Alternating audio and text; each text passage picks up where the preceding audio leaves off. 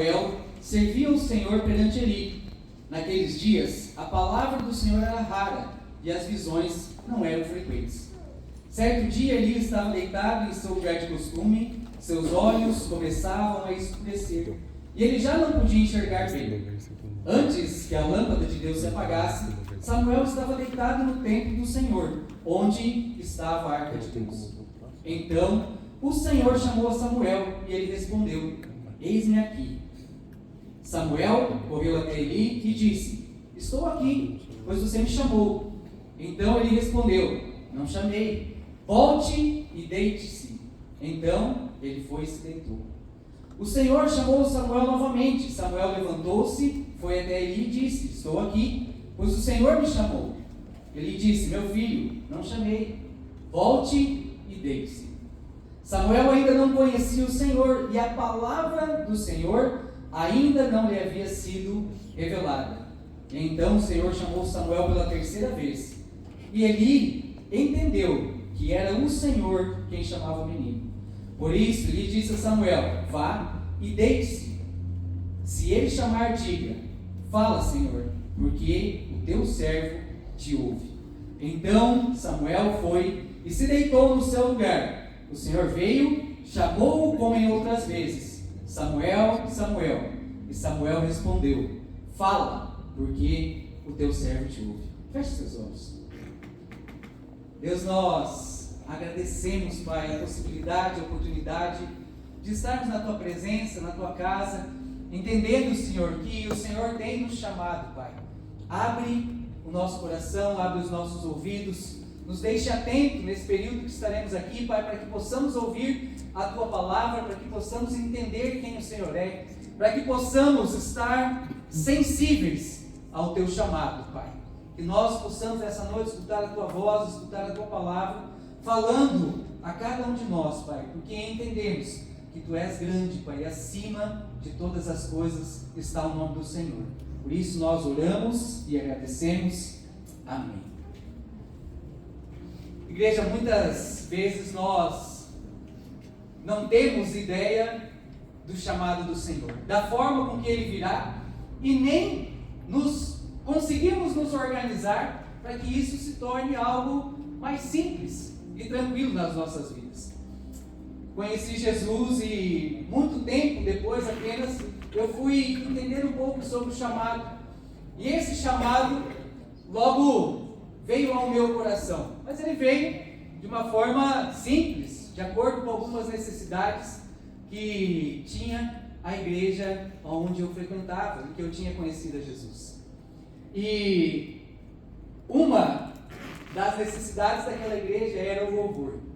E eu não sei tocar nenhum instrumento, não tenho conhecimento de música e sempre gostei muito de música, mas eu também não tenho a melhor afinação.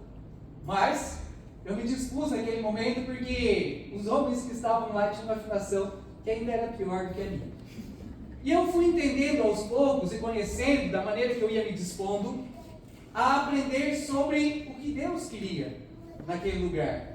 Ele queria me levar a servi-lo de todo o coração e conhecer a sua palavra através do serviço. Por quê? Porque esse serviço, ele me colocava numa posição onde eu, muitas vezes, era incomodado pelo Espírito Santo através de costumes e manias que eu já tinha.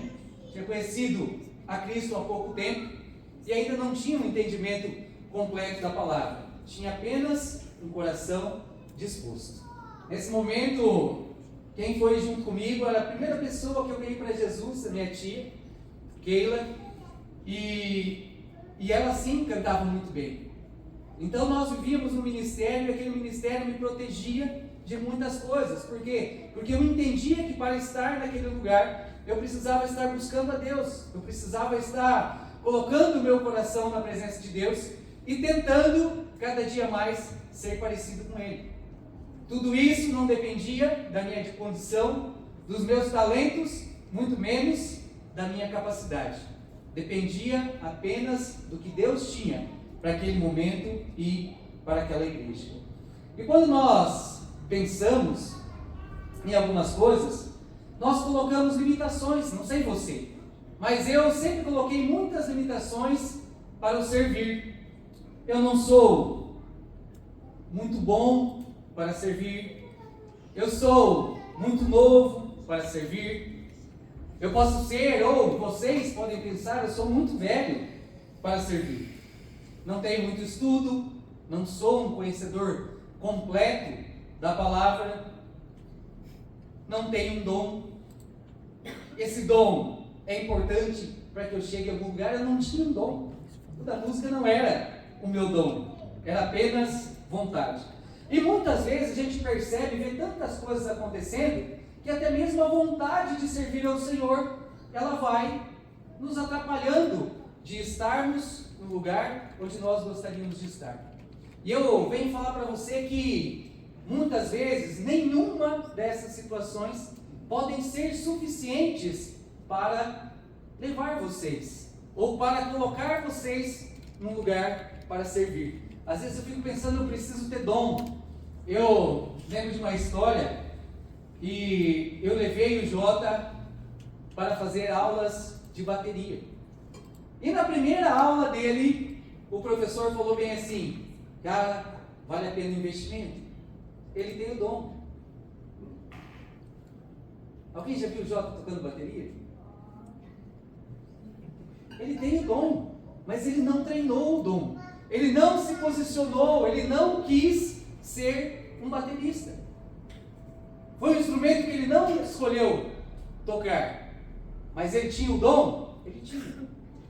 Quando nós pensamos em servir, quando nós pensamos no ministério, nem sempre nós entendemos que nós precisamos nos dispor. A palavra nos fala e o título também. Obrigado. O chamado de Deus não depende de você, mas do seu sim. A Bíblia nunca escolheu pessoas perfeitas. Quantas histórias vocês já ouviram? Quantas vezes vocês escutaram a fala de homens que enfrentavam dificuldades, que tinham problemas, que, pelo contrário, nem andavam sequer no caminho do Senhor? Quando nós escutamos Paulo, onde ele estava, como ele foi encontrado. E esses limites que nós colocamos, muitas vezes eles nos impedem, porque o chamado de Deus não está limitado à idade, à experiência ou habilidade.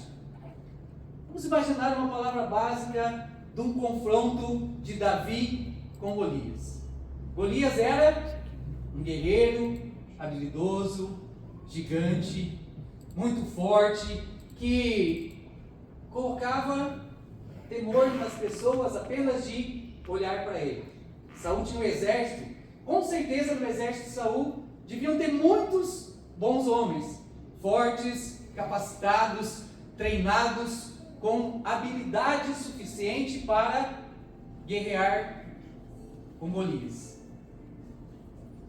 E Davi era um piazinho, né? Simplesinho, ruivinho, bonitinho. A Bíblia nos fala, né? Que ele era bonitinho, Davi. Aí vocês já imaginaram naquele momento da saída, da ida para a guerra, né? Chegando lá o menininho todo bonitinho, pequenininho e tal. Gente, como é que Golias não ia dar risada? Como é que Golias não ia caçoar? Eu estou aqui, ó. E vocês estão achando que eu sou o quê? Um cachorro? Me mandaram um piazinho com umas pedras aí na mão para lutar comigo? Um bonitinho ainda. Esse cara nunca deve ter feito nada na vida. Mas ele tinha se colocado à disposição do que Cristo queria fazer naquele lugar. E talvez essa seja uma das histórias mais conhecidas da Bíblia, e uma história tão encorajadora que a gente ouve muitas vezes, em momentos de dificuldade, as pessoas falando sobre essa história. Confesso que eu utilizei muitas vezes como treinador. Quando nós estávamos em situações difíceis, contra equipes mais competitivas, com qualidade maior, com investimento maior, e eu lembrava de Davi e Golias. Que quando você tem um propósito, nada pode impedir você de realizá-lo. E, gente, inúmeras foram as vitórias. Inúmeros foram os momentos onde os meus atletas puderam testemunhar de uma palavra onde aquilo que de repente parecia impossível aos olhos dos homens aconteceu. Por quê? Porque nós tínhamos um Deus e uma palavra. E aí, a pergunta não é: eu tenho tudo para fazer? Mas a pergunta é: eu estou disposto a responder quando Deus me chamar? Você já parou para pensar sobre isso? Você já entendeu que de repente Deus tem um propósito para você e que muitas vezes você coloca limitações nesse propósito? Você se acha incapaz, você acha que não é bom o suficiente, de repente você acha que não está pronto para viver aquilo. E aí eu quero contar mais uma história para vocês. Quando nós saímos de Marechal Cândido Rondon para irmos no culto em Toledo, das Ossas, pela primeira vez, era um dia de muita tristeza para mim. Era um dia de um culto fúnebre. Era um dia de ir até um lugar sem saber o que falar, porque eu conhecia toda a sua família. Conhecia as pessoas que lá estariam e que estariam passando por alguma dificuldade. E saindo da minha casa, eu fui imaginando, gente, como é que eu vou reagir a esse momento? Edilson foi meu professor na universidade, era um cara acima da média, com quem eu sempre pude conversar e receber informações que eram interessantes e inteligentes para mim. Era uma pessoa que eu aprendi a admirar antes mesmo de saber que ele era cristão, por causa de todos os seus posicionamentos. E aí então eu estava nesse lugar, nesse momento de tristeza, e muitas coisas estavam acontecendo. O culto foi até se prolongando um pouquinho, e eu fui perdendo foco, fui indo para um outro lugar, fui pensando outras coisas, e de repente Deus me deu uma palavra, e me deu um chamado, de voz clara e audível: Éder, você continuará fazendo o que Edilson fez lá em Marechal Cândido Rondon. E aí eu virei para o lado, porque era alto, eu comecei a pensar a respeito. Eu estava numa outra comunidade, num outro local, eu era líder nesse lugar que eu estava, e muitas coisas passaram pela minha cabeça. Assim, de repente, como Samuel ficou tentando ouvir de onde eram essas vozes, claramente para mim foi um chamado. Mas foi um chamado ao qual eu não queria me posicionar. Foi um chamado que eu não tinha pensado e que ia totalmente contra aquilo que eu estava vivendo naquele momento. E aí então eu tive que buscar e entender: Deus, mas por quê? Por que não aqui? Por que não continuar o que eu estou fazendo? Por que não andar dessa forma como eu estava? Eu ia sair da minha zona de conforto, eu ia ter que conhecer novas pessoas, ia ter que conhecer uma nova igreja, ia ter que começar do zero. E aí vem muito daquilo que às vezes o homem tem, né? Um pouquinho daquele orgulho, um pouquinho daquilo que não, mas eu já estou em um determinado lugar. E Deus foi falando ao meu coração. Quando Ele foi falando ao meu coração, eu pensei: e agora? E a minha família? Eles servem também, eles também têm os ministérios deles, também estão bem alocados nessa igreja. E aos poucos Deus foi falando coisas ao meu coração. E esse testemunho cada dia foi aumentando mais, porque eu estudava todas as noites. Eu falei: Deus, o Senhor quer que eu vá para um lugar onde vai ter os grupos familiares à noite, eu nem posso estar com eles. O que o Senhor tem para mim? Nós oramos numa quinta-feira, numa terça-feira Deus nos deu uma resposta. Minha professora mandou uma mensagem falando: olha, a aula de terça-feira agora vai ser no sábado pela manhã. E eu fui olhando: Deus, já entendi. Mas nesse processo, o pastor Ronald tinha desistido de vir para a igreja, para Marechal Cândido Rondon. E aí então nós continuamos indo no lugar onde nós frequentávamos. E a Josi, num determinado dia, nós oramos durante a semana a respeito disso. O que Deus me daria uma palavra se a igreja não viesse para cá? E aí então nós estávamos orando, e a Josi estava assistindo o culto, e de repente o Ronald contou uma história, que já contou outras vezes para vocês aqui. E aí nós ouvimos Deus falando: sim, terá uma igreja em Marechal Cândido Rondon. E aí nós fomos entendendo aquilo que Deus tinha, o que Ele queria, mas eu lutei por uma coisa simples, que era simplesmente ouvir o que Ele tinha falado. E aí então nós passamos por algumas divergências, algumas dificuldades, que nos colocou em dúvida a respeito do nosso chamado. Mas naquele tempo Deus já tinha colocado uma palavra no meu coração. E aí nós entendemos que um dia estaríamos aqui reunidos. E quando nós tivemos o nosso primeiro culto em Marechal Cândido Rondon, foi um dia de certeza sobre aquilo que Deus tinha preparado para nós. Só que esse período foi o período de um ano. E nesse um ano nós entendemos que o aprendizado do Senhor, Deus colocou pessoas excelentes nas nossas vidas. E essas pessoas foram nos ensinando tantas coisas, aprendendo uma forma diferente de fazer igreja. E aí em alguns momentos eu e a Jus pensava assim, mas de que jeito isso vai acontecer?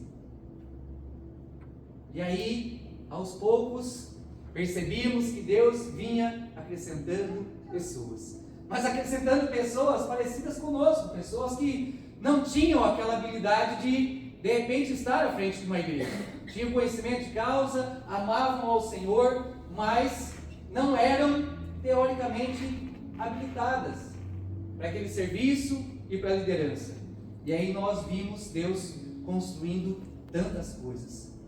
Nós vimos Deus levantando pessoas, nós vimos Deus mudando opiniões, nós vimos Deus se posicionando a respeito e levantando pessoas muito melhores do que nós para estarem à frente do serviço. Pessoas com coração e com amor a Deus e com amor à palavra. Por isso, quando nós falarmos sobre o servir, nós precisamos entender isso. Que às vezes nos faltam habilidades, que às vezes nos faltam capacidade, mas que quando nós estamos no centro da vontade de Deus, Ele faz conosco o que Ele quiser. Ele nos coloca qualidades que nós não temos, Ele nos dá habilidades que nós não temos. Mas quando nós damos o nosso sim e nos dispomos a servir, Ele vai fazendo as coisas conosco. Vocês percebem desde o primeiro culto, o primeiro louvor, a forma com que as coisas foram acontecendo, né? Alguns um pouco mais nervosos, com dificuldade de fala, com dificuldade às vezes até de lembrar a letra das músicas. Mas eles se dispuseram a estar aqui. E Deus foi fazendo coisas incríveis. Nós tivemos agora os últimos grupos, né, os nossos últimos cultos, louvores que nos levaram e nos levam cada vez mais para a presença de Deus. Quantas vezes nós vemos aqui eles cantando e a igreja chorando. A igreja sentindo a presença de Deus. Não porque somos bons ou capazes, mas porque nos dispusemos a andar dessa forma. Então, eu quero contar para vocês a história de 5 homens que receberam o chamado e que tinham características diferentes, mas que através do seu sim, marcaram algumas situações. E espero eu que marquem a nossa vida também e o nosso coração. E o primeiro deles é Samuel, porque Deus chama pessoas jovens e inexperientes.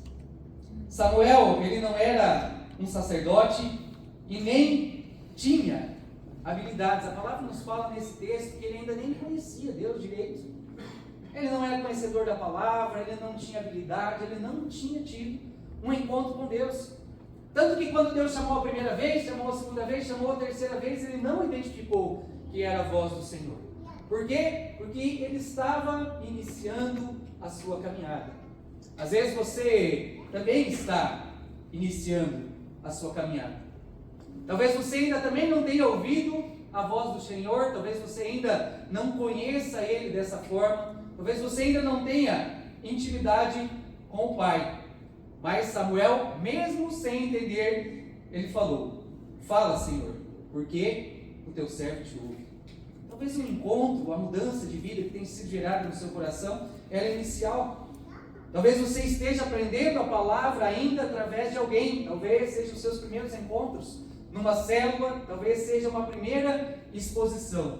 Mas não duvide desses pequenos gestos, desses pequenos movimentos que Deus tem feito para chamar você e de repente para conquistar o seu coração. Hoje, a gente com De repente, um pouco mais de conhecimento de igreja, a gente vai entendendo pequenos começos.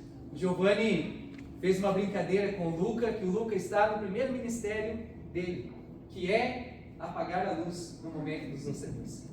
Gente, pode ser um pequeno começo, pode ser uma coisa simples, mas eu já vejo disposição em servir. Hoje, quando o Ivo falou aqui dos Ouça News, acompanha os Ouça News, o Luca levantou rapidinho da cadeira dele e apagou as luzes.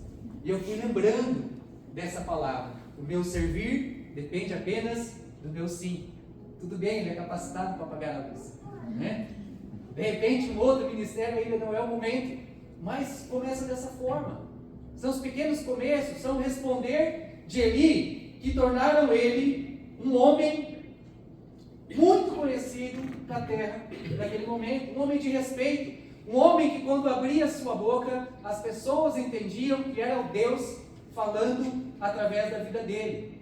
Ele ungiu reis, liderou de forma espiritual, ele ouviu Deus nos momentos decisivos e ele preparou a transição de um reinado. Uma criança que decidiu andar nos caminhos do Senhor.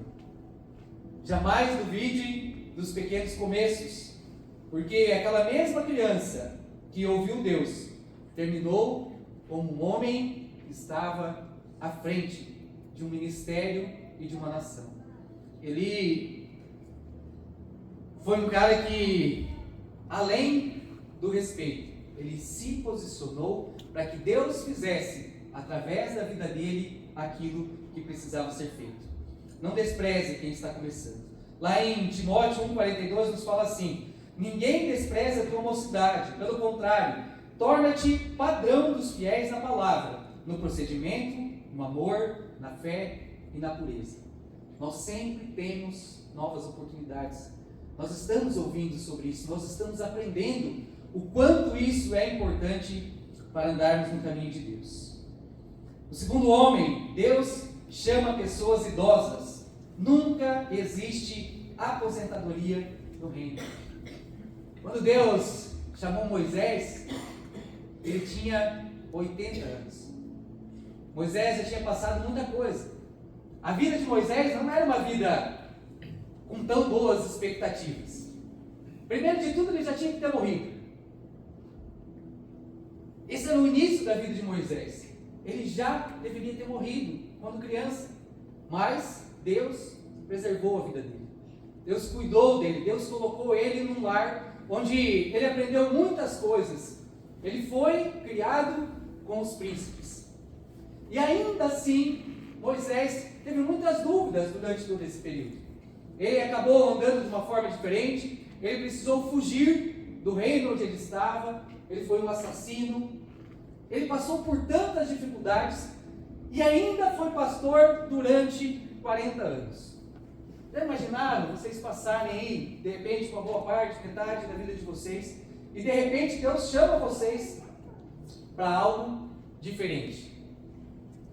Confesso que às vezes quando eu fico ouvindo sobre a história de Moisés, eu também penso o quanto é parecido isso para mim. Ter uma primeira experiência, de repente eu fui numa igreja aos 47 anos, eu já estava pensando que daqui para frente era hora de descansar, não era a hora do agito, né? Não era a hora de acelerar. E eu fico imaginando Moisés há 80 anos e Deus faz um chamado para ele. E quando Deus chama Moisés, qual é a primeira coisa que ele faz? Ele arruma desculpas. Gente, a nossa conversa lá na sala do Rona foi uma conversa que nós imaginávamos. Eu e a Josi pensávamos assim: olha, agora o Rona vai organizar aqui as coisas e vai falar assim: ó, nós vamos enviar um pastor para lá e vocês vão ser os parceiros dos pastores. E aí ele começou a falar: olha, eu preciso que vocês estejam à frente da liderança e tal. E eu, sim, conta com a gente. Então. Não, mas vocês entenderam o que é estar à frente dessa liderança? Pastor, você manda um pastor para lá e a gente ajuda ele. Não, eu não vou mandar ninguém para lá. A Josi ficou meio branca, né? Regalou o olho dentro da sala e aí me veio a palavra. Quando Deus falou para mim: vocês farão aquilo que eles fariam. E aí nós fomos para casa e ela, amor, mas você prestou atenção? O que? Eu falei, eu prestei atenção. E recebi um chamado. E por convicção a esse chamado, eu vou fazer aquilo que foi proposto. E até agora, gente, ainda não estou assim, 100%, né? Crédulo de tantas coisas, mas eu sei que Deus tem um chamado. Eu sei que em algum momento o meu sim era a única coisa que Ele precisava para que todo o resto fosse feito.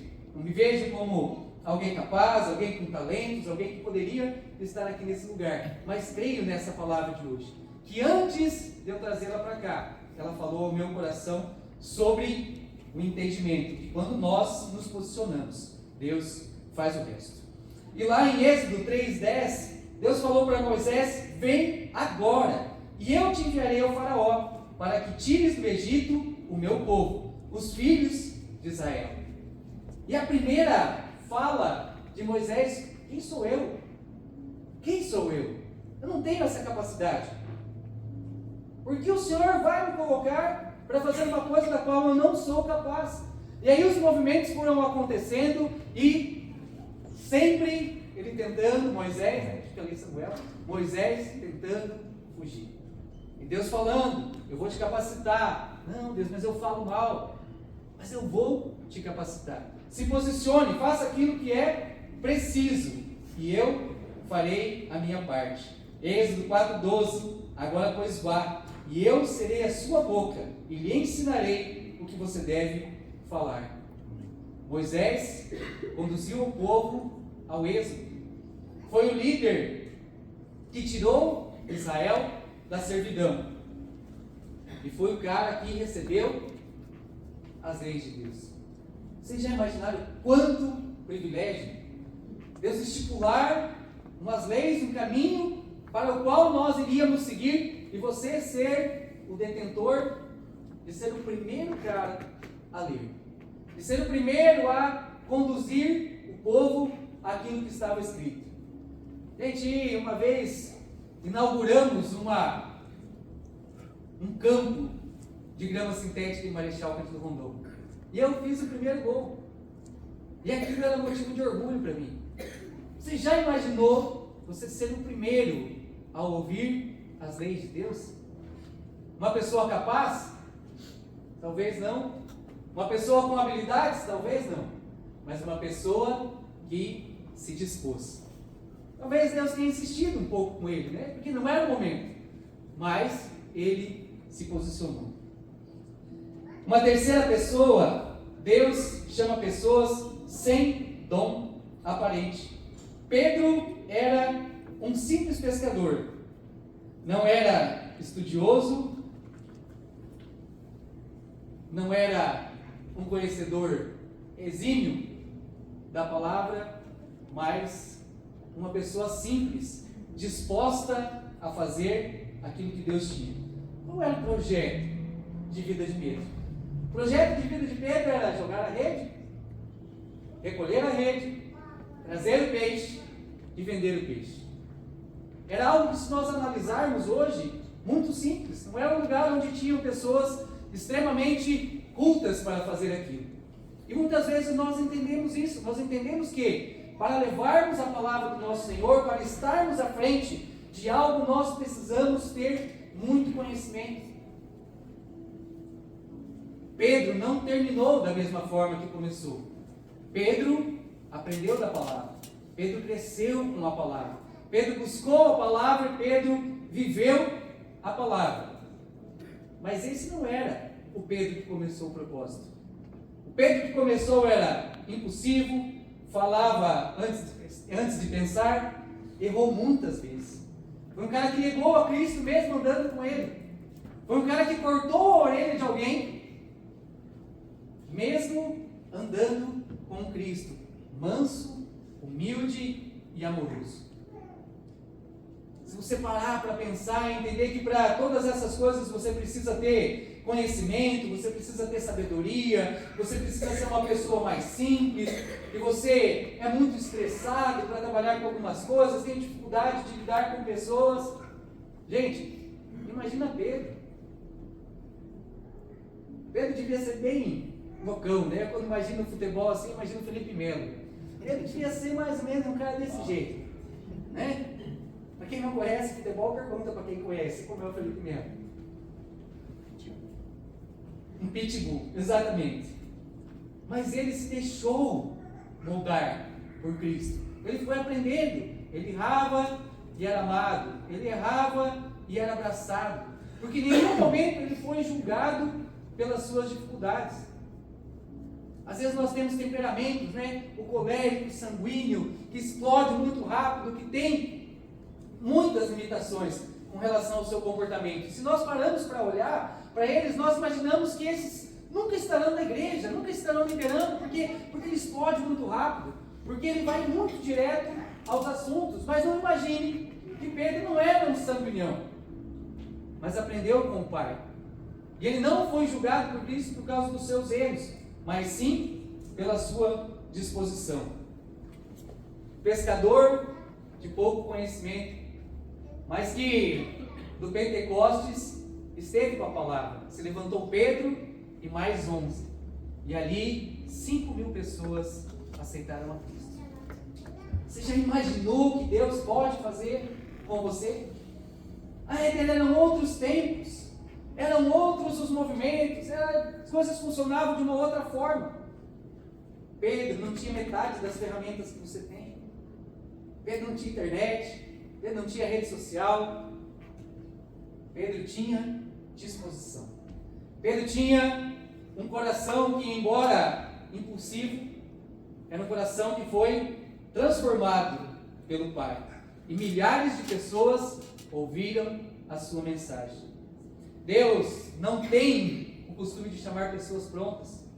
Ele prepara as pessoas que são chamadas. Transforma, não todos, mas os disponíveis. Quando você se posiciona, você se doa, você responde de forma positiva. O seu sim é tudo o que ele precisa. Mas Deus não parou por aí, ele chamou um quarto homem. Porque Deus chama pessoas que inicialmente não querem. Jonas foi um homem que foi chamado, que recebeu uma mensagem, foi direcionado para um caminho, mas tentou fugir. E não pense que ele tentou fugir por muitas coisas, ele não teve vontade de ir lá. Ele começou a pensar sobre as pessoas, sobre o caminho, sobre Nínive. Lá é um lugar onde não vai ser perfeito. Eu não vou não. Deus está me mandando lá para passar vergonha e tal, e eu não vou me posicionar. Em Jonas 1:2 fala: levanta-se, vá à grande cidade de Nínive e pregue com ela. Contra ela. E Jonas passou a ser confrontado. Esses dias eu falei lá em casa que a baleia tinha engolido Jonas, né? Mas eu fui corrigido, um grande peixe. E dentro desse grande peixe, ele foi confrontado. Mas quais são as bolhas? O que muitas vezes nos impede de irmos como Deus tem nos chamado? Porque o Evangelho é para todos nós. Ide e pregai o Evangelho. Mas muitas vezes nós estamos dentro desse grande peixe, dentro dessa grande bolha, sendo confrontados por Deus, mas não escutamos aquilo que Ele tem falado. Nós não nos posicionamos a respeito de fazer o que o Pai nos chama para fazer. E ele, lá dentro, começou a repensar. E quando ele entendeu que o que Deus tinha para ele era diferente daquilo que ele queria, ele se posicionou, foi cuspido e foi a Nínive. E muitas das coisas que ele imaginava também poderiam ter acontecido. Ele poderia ter a razão, ele poderia estar certo, não deveria ter ido até aquele lugar. Mas a palavra que ele levou não dependia dele. Dele dependia apenas o seu sim.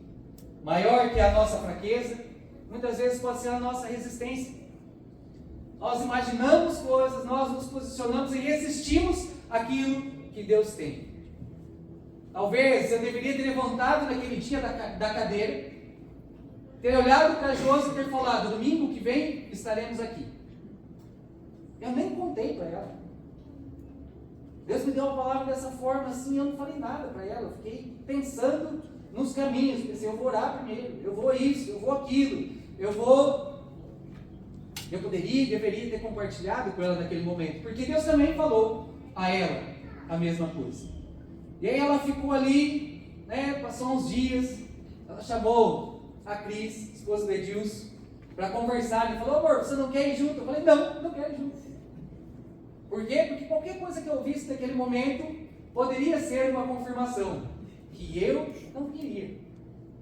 Eu queria continuar na minha zona de conforto. E aí então, com o tempo, né, depois que nós contamos todas as histórias um para o outro, a gente foi percebendo que Deus não só me deu um chamado, mas automaticamente já confirmou esse chamado no coração da minha esposa. Por quê? Porque era algo que ele tinha para aquele momento. Mas ele não tinha ainda o meu sim. Mas Deus trabalha com pessoas que dizem não.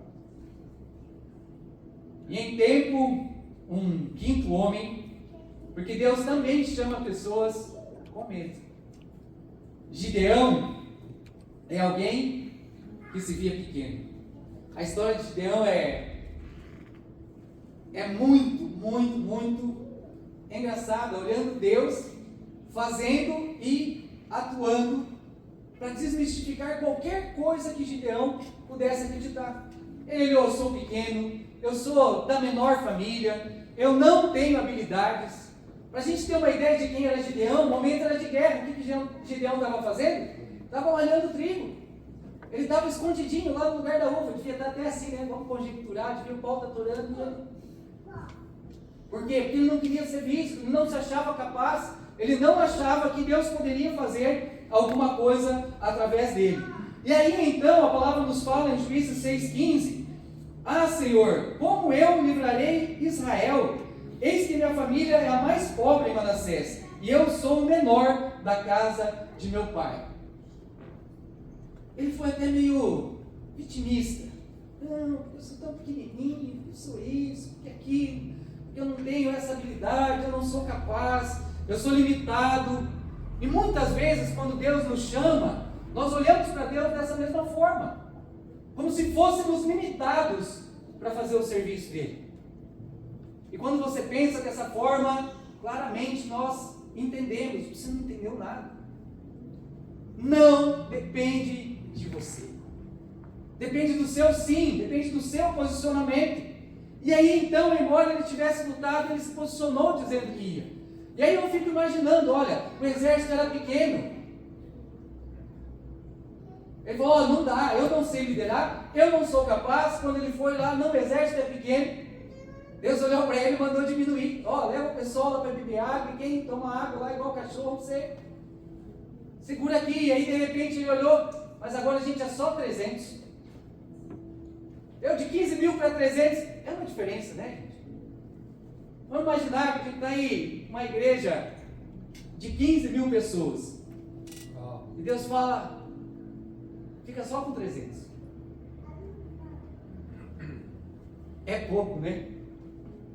E aí então ele foi à frente, mas além de tudo isso, ele ter aceitado, ele ter ido à frente, ele ainda não confiava.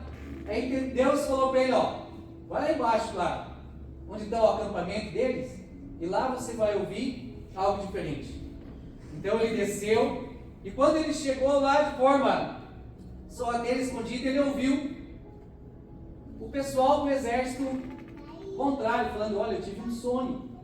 E nesse sonho, vinha algo que descia e que derrubava todo o nosso acampamento. Nós seríamos derrotados. Porque Deus estava com Gideão. Ele usou a boca dos inimigos para que Gideão, aí então, acreditasse no que Deus pode fazer, no que Deus poderia fazer.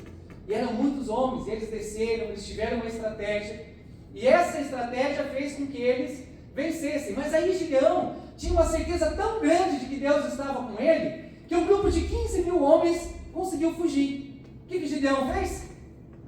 Foi atrás. Com 300 homens, 15 mil correndo na frente, e Gideão atrás. Por quê? Porque ele tinha entendido que era sobre Deus e não que era sobre ele. Muitas vezes, em casa, nós, como pais, nós duvidamos da nossa capacidade de fazer algumas coisas, da nossa capacidade de instruirmos os nossos filhos, de auxiliarmos eles nos projetos de vida que eles têm. Não há incapacidades, sim uma vontade, um dizer sim, um se posicionar para que Deus possa fazer o trabalho dele através de você. Às vezes, isso é na igreja. Às vezes Deus está chamando você, está falando para você, abre a porta da tua casa, para que você tenha um grupo familiar, para que você esteja à frente, para que você vá no ministério, mas eu não sou capaz, eu não sei falar, eu tenho dificuldade na fala, eu não sou bom o suficiente. Eles também não eram. Eles também não eram os caras do momento. Mas eles falaram sim. Às vezes, na própria sociedade, a gente não imagina que possa fazer a diferença. Nós contamos as pessoas que nós vamos convidar para vir na igreja. Nós escolhemos aquele que de repente tem uma possibilidade maior de aceitar. Nós não falamos para todas as pessoas da mesma forma. Eu olho e julgo, talvez aquele ali não, você sim. E aí eu vou aqui com a Isa e converso com ela, porque ela ainda não conheceu a palavra, ela ainda não foi numa igreja, ela ainda não tem manias, ela não bebe, ela não fuma e tal, e eu escolho esse caminho. Quando você veio para a igreja, você era aquela pessoa que não bebia, que não fumava, bonitinha, organizadinha, que tinha um coração disposto, que era querido? Não sei vocês, gente, mas eu não era. Mas meu amigo me convidou. Ele me chamou, ele me deu uma palavra, ele me apresentou quem Deus era. E aquilo foi o suficiente para que meu coração se enchesse da palavra. O processo não foi rápido. De repente ele foi demorado até eu entender realmente quem Deus era. Mas aquele lugar era um lugar agradável ao meu coração e eu me dispus a voltar. E conforme eu ia voltando, cada vez mais eu sentia vontade de aprender sobre a palavra. Até que um dia ele teve o meu sim. Samuel foi chamado quando era jovem. Moisés, quando era velho. Pedro, sem preparo algum. Jonas, mesmo sem vontade. Gideão, mesmo com medo. Mas todos eles tinham algo em comum. Eles disseram sim. E a partir do momento que eles disseram sim, Deus os chamou para fazerem coisas extraordinárias. Imagine você quanto tempo isso aconteceu e nós estamos lembrando a história deles. Se você morresse hoje, qual seria a sua história? Qual seria a história contada pelas pessoas que estão próximas a você? Você já tem um legado?